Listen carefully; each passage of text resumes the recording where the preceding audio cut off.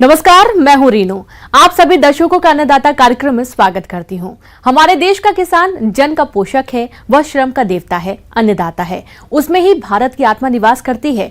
ऐसे ही किसानों की प्रगति के लिए हम खेती बाड़ी से जुड़ी हुई बहुत सी नई लाभकारी जानकारियां हर रोज सुबह लेकर आते हैं। तो चलिए कार्यक्रम शुरू करने से पहले देखते हैं आज क्या है अन्नदाता में।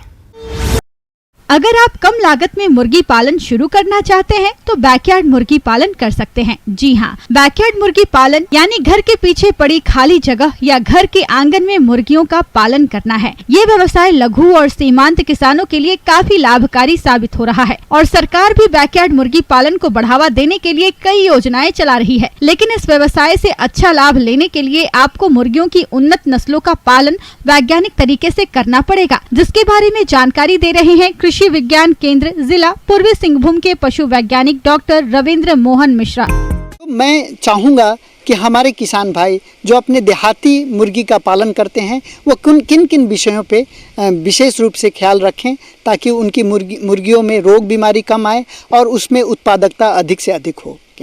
अगर बात करें देहाती मुर्गी पालन की तो उसमें अपने अंडे को सेने का जो गुण है और इससे नतीजा यह होता है कि हमारे किसान भाई को हमेशा चूजा बाहर से खरीदने की आवश्यकता नहीं है और जो मुर्गियां उनके घर में हैं उसी को वो टिकाऊ रूप से मुर्गी पालन कर सकते हैं। आपके घर में जो अच्छी मुर्गियां हैं, जो अच्छे अंडे देते हैं, अंडा का साइज़ थोड़ा बेहतर होता है और अंडा से चूजा निकलने का जो संख्या है वो अगर अधिक है तो वैसे मुर्गियों का चयन करके अपना पूंजी बनाएं और अधिक अंडे देने वाली देसी मुर्गियों का पालन करें।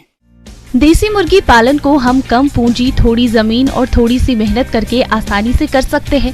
मुर्गी पालन का चलन भारत में तेजी से बढ़ रहा है। इस व्यवसाय से अच्छा लाभ हो इसके लिए अपने क्षेत्र की जलवायु के अनुसार मुर्गियों की नस्लों का चयन करना चाहिए। साथ ही नस्लों का चयन करते समय द्विकाजी नस्लों के पालन पर ज्यादा जोर दें, जिससे मांस और अंडे दोनों अच्छी मात्रा में मिले।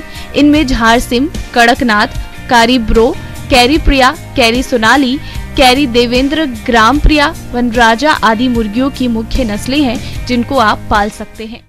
अगर एक देहाती मुर्गी को देखा जाए तो साल में 3 या अधिकतर 4 बार अंडे देती है और उसे सेती है। सेने के बाद उससे चूजे निकलते हैं और उन चूजों को तैयार करके जब वह अपने पैर पे खड़े हो जाते हैं उनके बच्चे, तब दोबारा अंडा देने की तैयारी करती है। लेकिन उन्हें किसान को तब भी लाभ प्राप्त नहीं होता क्योंकि उसमें अधिकतर मोर्टेलिटी आती है, मृत्यु दर ज़्यादा होता है। तो किसान भाई क्या करें कि मृत्यु दर कम हो और मुनाफा अधिक हो। तो मुर्गियों को सेने का जो उनकी क्वालिटी है वो तो बहुत ही अच्छी है, उनको आप बेहतर प्रबंधन दें। बैकयार्ड मुर्गियों के आवास की बात करें तो मुर्गियों को दिन के समय खुली जगह के लिए छोड़ दिया जाता है, जबकि रात में उन्हें बांस, लकड़ी या मिट्टी से बने आश्रय में रखा जाता है। इसके लिए आप घर के आसपास खाली पड़ी जगह पर इनका छोटा सा घर बना सकते हैं ताकि मुर्गियों को विपरीत मौसम और हानि पहुंचाने वाले पशुओं से बचाया जा सके। इनके आवास को जमीन से थोड़ा उठाकर बनाना चाहिए और इनके आवास में स्वच्छ हवा के आवागमन के लिए व्यवस्था करनी चाहिए। आवास को इस तरह से बनाएं ताकि वो सूर्य की सीधी धूप से बच सके। इनके आवास में गेहूं या धान की पुआल या बुरादा की बिछावन फर्श में बिछा दें। तो देहाती मुर्गी पालन जो किसान करते हैं वो पूर्ण रूप से जो उनके आंगन में, उनके बाड़ी में जो कुछ है उसी से मुर्गियां अपने पोषण करती हैं। लेकिन मेरा एक सुझाव होगा कि आप यह जानें कि एक देसी मुर्गी का भी खुराक रोजाना 100 से 120 ग्राम होता है और उसमें दाना, वनस्पति, कीड़े मकोड़े, नाना प्रकार के उनके अवयव होते हैं। तो इसे आप ज़रूर देखें कि आपके देहाती मुर्गियों को क्या उतना आहार मिल पा रहा है। अगर नहीं मिल पा रहा है तो आप उसका प्रबंधन करें, क्योंकि उससे आप अंडे ले रहे हैं, चूजे ले रहे हैं, उनसे उत्पादन ले रहे हैं।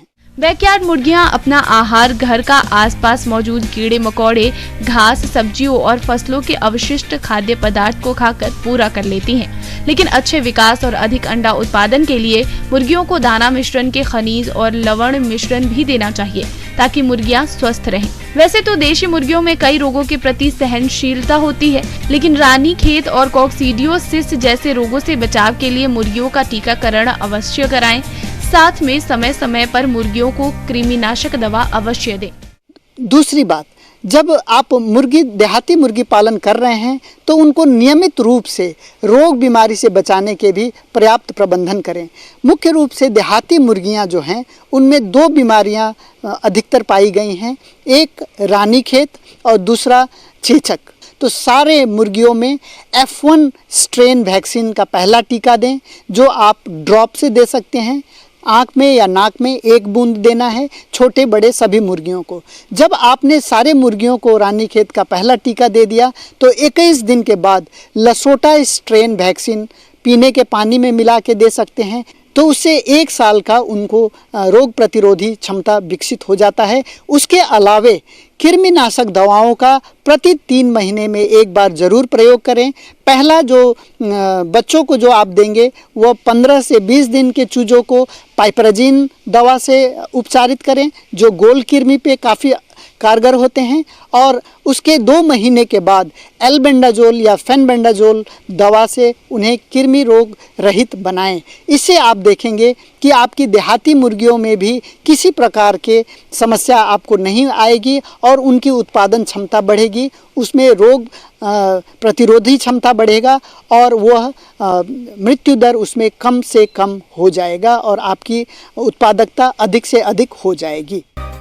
आमतौर पर किसान फसलों में केवल मुख्य पोषक तत्वों का प्रयोग करते रहते हैं, जिससे फसल की बढ़वार तो जाती है लेकिन क्वालिटी युक्त अच्छी उपज नहीं मिलती। अगर किसान मिट्टी की जांच कराकर उसके अनुसार उर्वरकों के साथ सूक्ष्म पोषक तत्वों का प्रयोग करे तो फसलों से अधिक पैदावार ले सकते हैं। तो चलिए फसलों में सूक्ष्म पोषक तत्वों के प्रयोग और महत्व के बारे में जानते हैं कृषि विशेषज्ञ TP सिंह से।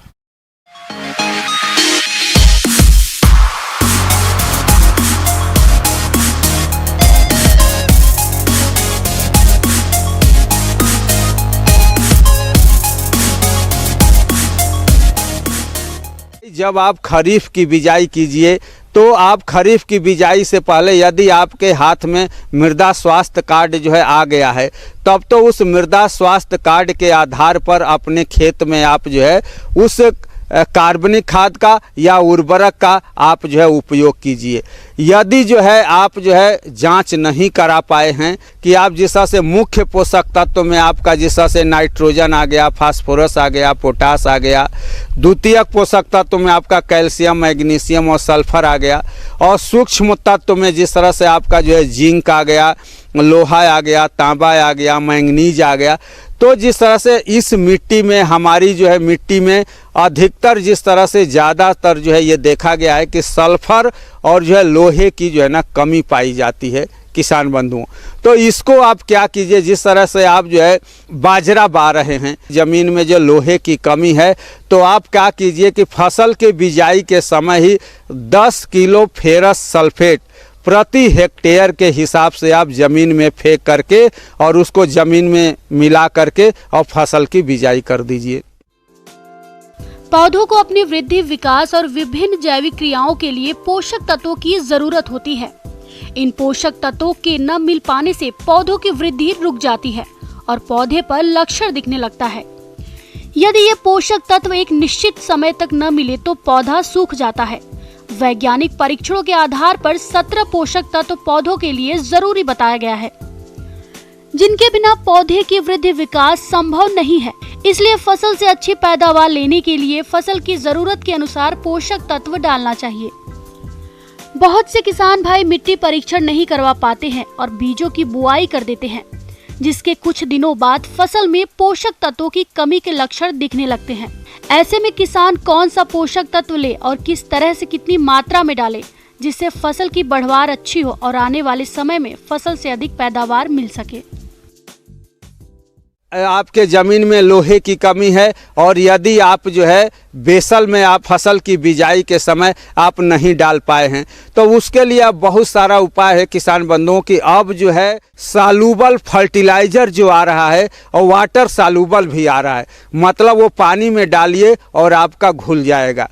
तो अब जिस तरह से बहुत सारे जो है फेरस सल्फेट अब घुलनशील आ रहे हैं, वाटर सालुबल आ रहे हैं, तो जैसे ही आपकी फसल जो है 25 से 30 दिन की हो, फसल में आप 5 ग्राम जो है प्रति लीटर पानी के हिसाब से फेरस सल्फेट ले करके और अपनी जो है ना फसल में आप जो है ना स्प्रे कर दीजिए।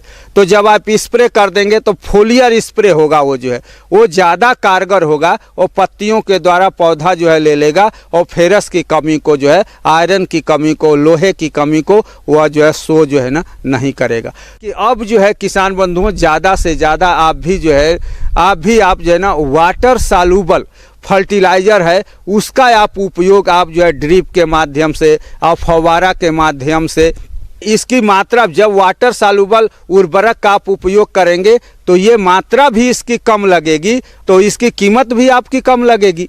तो आप जो है अपनी लागत भी कम कर सकते हैं वाटर सालुबल फर्टिलाइजर्स का उपयोग करके। फसलों की वृद्धि, विकास और अधिक उपज प्राप्त करने में नाइट्रोजन, फास्फोरस और पोटाश के बाद चौथा सबसे महत्वपूर्ण पोषक तत्व है सल्फर, जिसे गंधक के नाम से भी जाना जाता है।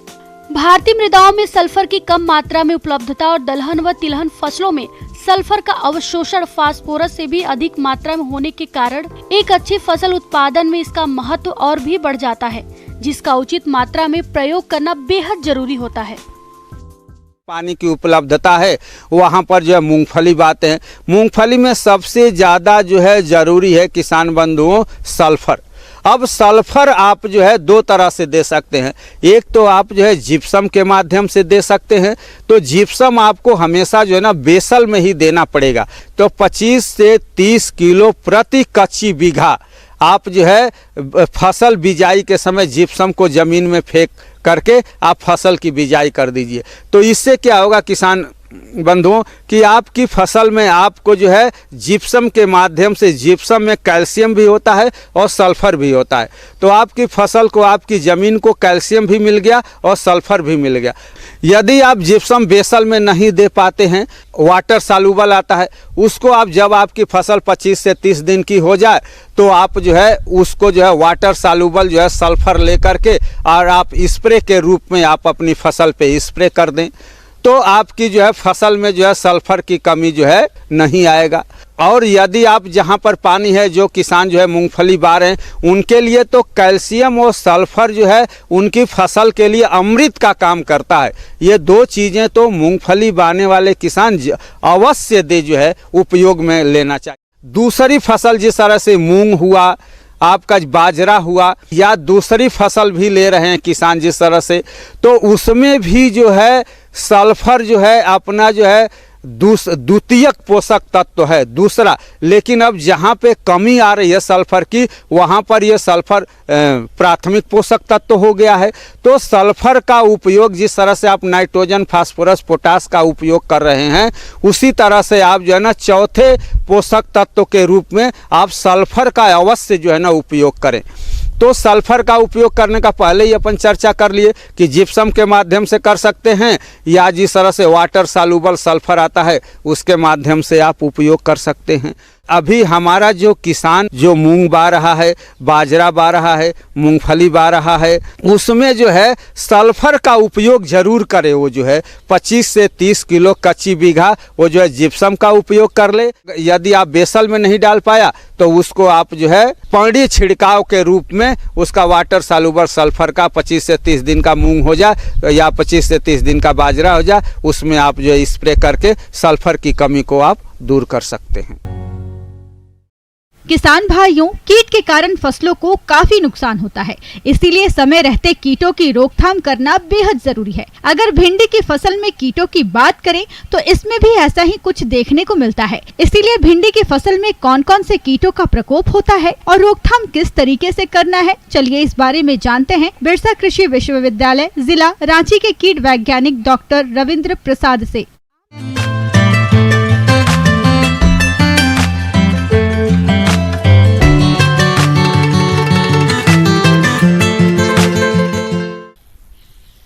भिंडी की फसल सब्जियों में से एक महत्वपूर्ण फसल है, जो काफ़ी पौष्टिक होता है।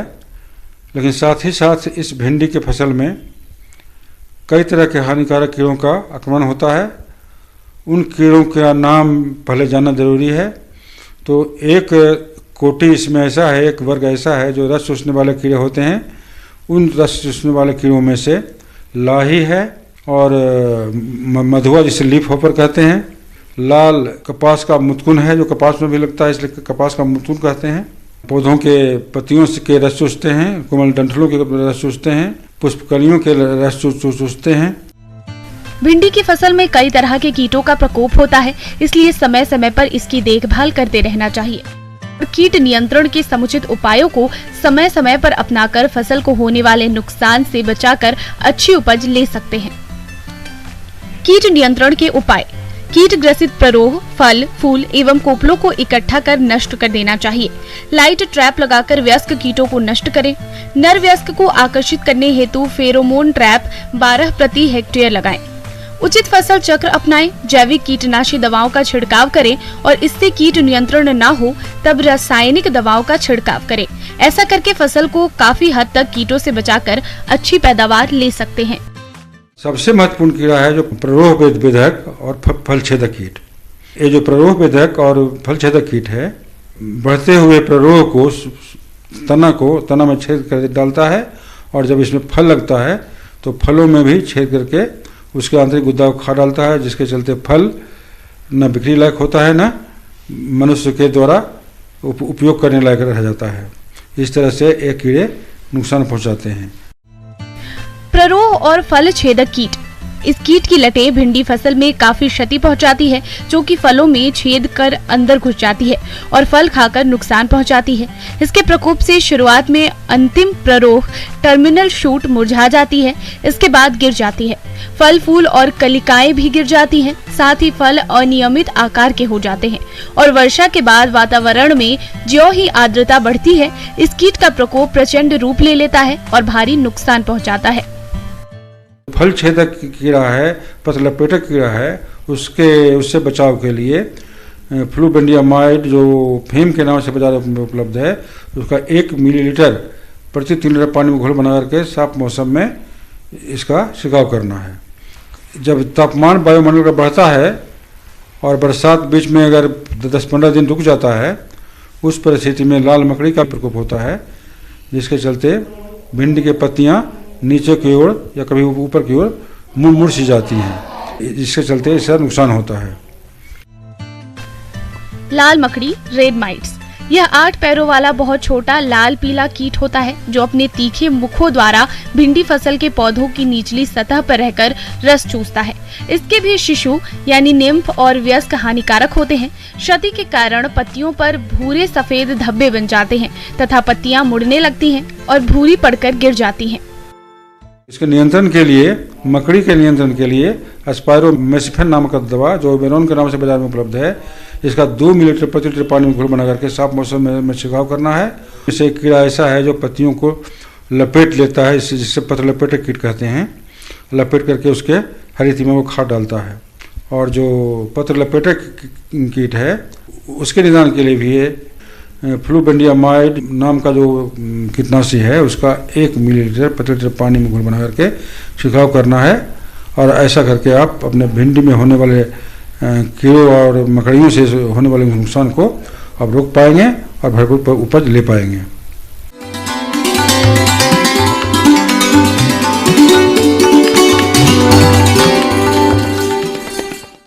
आइए जानते हैं अन्नदाता निःशुल्क फोन के माध्यम से पूछे गए समस्याओं का समाधान। अन्नदाता निःशुल्क फोन संपर्क सेवा के माध्यम से पूछे गए प्रश्नों में से आज हमने जिस प्रश्न को कार्यक्रम में शामिल किया है उसे पूछा है ग्राम सैदपुर, जिला समस्तीपुर के कृषक जगपाल सिंह ने। ये गूटी विधि से अमरूद के नए पौधे तैयार करने के बारे में जानकारी चाहते हैं। तो जगपाल सिंह जी, आपकी जानकारी के लिए प्रस्तुत है कार्यक्रम का ये अंश। अमरूद के पौधे का प्रवर्धन कैसे किया जाता है? मुख्यतः एक बात यह है कि कोई भी चीज़ हम लगाते हैं, फल के वृक्ष, तो हमको उसके मातृ वृक्ष के समान फल मिले, ये हम अपेक्षा रखते हैं। अगर हम बीज से लगाएंगे तो कभी भी वो मातृ वृक्ष के अनुसार वो उसके फल जो होते हैं वो नहीं होते हैं। अगर आप गूटी विधि से नर्सरी तैयार कर रहे हैं तो फसल की उन्नत किस्मों का चुनाव करें, जिससे अधिक पैदावार मिल सके, ताकि बाजार में पौध का अच्छा भाव मिल सके। किसानों में जिन प्रजातियों के पौधों की मांग अधिक हो, उसी पौध को तैयार करना उचित रहता है। इसलिए हम उसका कायिक प्रवर्धन द्वारा, यानी कि इसको वेजिटेटिव प्रोपोगेशन कहते हैं, उसके द्वारा हम जो है इसकी पौध का प्रवर्धन करते हैं अधिकतर फल के वृक्षों में। तो उसी तरह से अमरूद में भी हम कायिक प्रवर्धन द्वारा इसका करते हैं, प्रवर्धन करते हैं, और जिससे कि हमको मातृवृक्ष के समान उसके फल की गुणवत्ता प्राप्त हो सके। तो बूटी बांधने की प्रक्रिया में हम क्या करते हैं कि एक मैच्योर शूट जो रहता है 2 से 3 से 4 महीने का मैच्योर शाखा लेते हैं, जो कि एक उंगली मतलब एक अंगूठे के मोटाई के आकार के उसकी मोटाई हो उस शाखा की, और उसके 30 से 40 सेंटीमीटर ऊपर से छोड़ करके हम उसके नीचे जो है, जो भी उसका जुड़ाव भाग है, उसके बीच में गुट्टी के जो जहाँ पर वो उसकी शाखाएं रहती है, जहाँ गांठ रहती है, वहाँ पे उसके नीचे 2 से 3 सेंटीमीटर चौड़ा हम जो है उसकी बाहर की जो है तना के जो छिलका है उसको हम लोग निकाल देते हैं।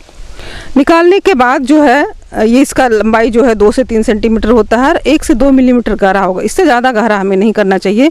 सिर्फ ऊपर का जो है हम लोग उसका शाखा की जो छिलका है उसको निकाल देते हैं, और 2 से 3 सेंटीमीटर ये चौड़ा होना चाहिए। उसको गोलाई में आकार में निकालते हैं, और इस तरह से निकालते हैं कि बहुत ही चिकना वो निकले, और इसको हम लोग 3 से 4 दिन खुली अवस्था में छोड़ देते हैं। किसान भाइयों, वृक्षों में नए पौधे तैयार करते समय किन किन बातों का ध्यान रखें, चलिए यह भी हम आपको बताते हैं। तो किसान भाइयों, जिस शाखा से नए पौधे तैयार करने होते हैं उसकी मोटाई पेंसिल जितनी होनी चाहिए। शाखा की छाल तेज धार वाले चाकू से छीलनी चाहिए। शाखा के कटे हुए भाग पर रूटेस यानी NAA का लेप अवश्य लगाएं। शाखा के कटे भाग पर मिट्टी को लगाकर पॉलीथीन से जरूर बांध दें। साथ ही साथ समय समय पर पानी भी डालते रहें। जब पॉलीथीन में जड़ें दिखने लगे तब शाखा को पुराने यानी मातृवृक्ष से सावधानी पूर्वक काट लें। उसके बाद इसे पौधशाला में लगाएं। तो इसको हम जब लगाने के बाद जो है 2-3 दिन छोड़ देते हैं। छोड़ने के बाद फिर उसको एक बूटी मिक्सचर बनाते हैं। उसको मिक्सचर में मुख्यतः जो है हम डालते हैं मॉस ग्रास डालते हैं, फिर वैसी सड़ी गली पत्तियों वाली मिट्टियाँ डालते हैं, जिसमें कि थोड़ा सा मॉइस्चर एब्जॉर्ब करने का, आर्द्रता ऑब्जॉर्ब करने का कैपेसिटी लंबे समय तक रहे। प्लास्टिक की पॉलीथीन जो है वो हम लगा करके दोनों छोर पे अच्छे से बांध देते हैं। नियमित अंतराल पे उस पे पानी का भी स्प्रे करते हैं ताकि अंदर की मिट्टी सूखे ना।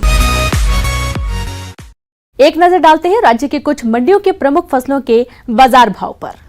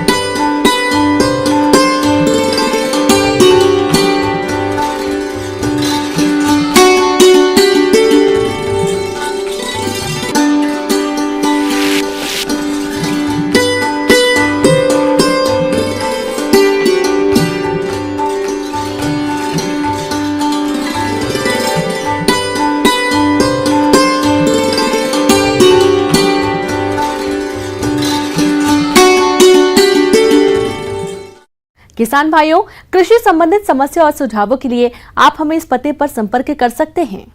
प्रोड्यूसर अन्नदाता news 18 Bihar Jharkhand, Ramoji film city Hyderabad 501512। साथ ही आप हमें ईमेल भी कर सकते हैं। हमारा ईमेल है p18annadatabihar@nw18.com।